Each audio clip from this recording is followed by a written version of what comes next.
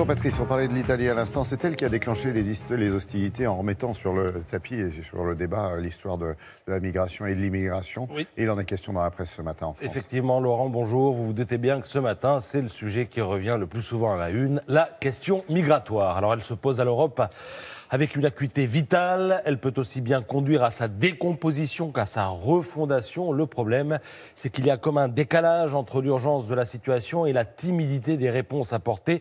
On avance à petits pas, mais alors vraiment tout petits pas. Il est loin le temps où Angela Merkel avait ouvert ses bras à 1 million de demandeurs d'asile. C'était en 2015. Un élan d'extrême générosité, lirez-vous dans l'Est républicain, mais un élan que la chancelière paie aujourd'hui le prix fort. Elle est sous la pression d'une crise qui monte, écrit Philippe Marcacci. Alors la pression, c'est rien de le dire. Dans la Charente libre, Dominique Garot rappelle quelques éléments de contexte. La question migratoire est non seulement l'épreuve de feu de la cohésion européenne, mais c'est aussi celle de l'avenir politique d'Angela Merkel, écrit peu ou prou l'éditorialiste qui a bien noté qu'il y avait au mois de mai prochain des élections européennes pour lesquelles les partisans d'une Europe cadenassée font déjà campagne avec le soutien démonstratif de Donald Trump, outre-Atlantique. Bien sûr.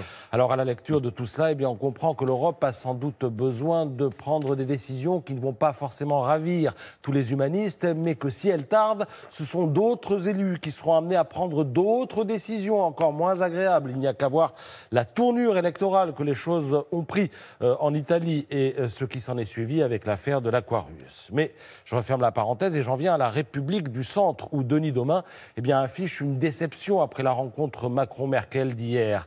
On a dû se contenter de ce chef-d'œuvre de gélatine germano-française, un pauvre bouquet de demi-mesures laissé en pointillé, des suggestions dont rien n'assure qu'elles aboutiront, du conditionnel saupoudré à chaque paragraphe autour d'une solution exténuée et sans imagination puisqu'il s'agit du renvoi à des textes précédemment abandonnés, écrit-il. Voilà, je ferme les guillemets, ça pique un petit peu quand même.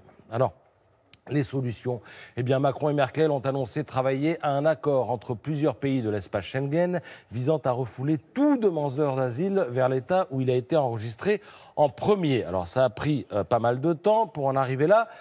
Et encore, ils disent qu'ils travaillent sur la question, parce que vous allez voir que ça n'est pas non plus la panacée. Dans le Figaro, Jean-Jacques Mével explique qu'en toute logique, les plateformes envisagées par l'Union européenne devraient se situer en Afrique du Nord, pourquoi pas en Libye, au Niger ou au sud du Sahara, dans les pays d'immigration, et que déjà l'Europe centrale pressent que le trafic sera détourné et qu'il y aura un nouvel afflux via la route des Balkans.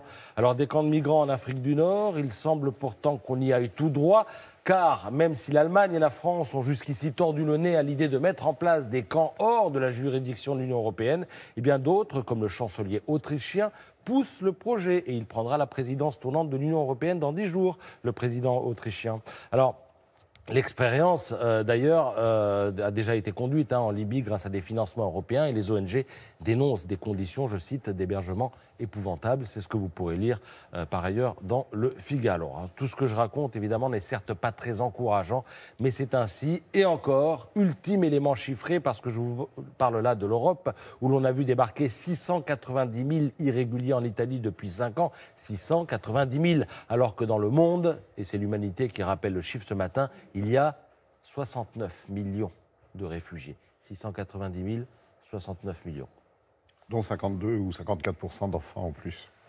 Merci Patrice.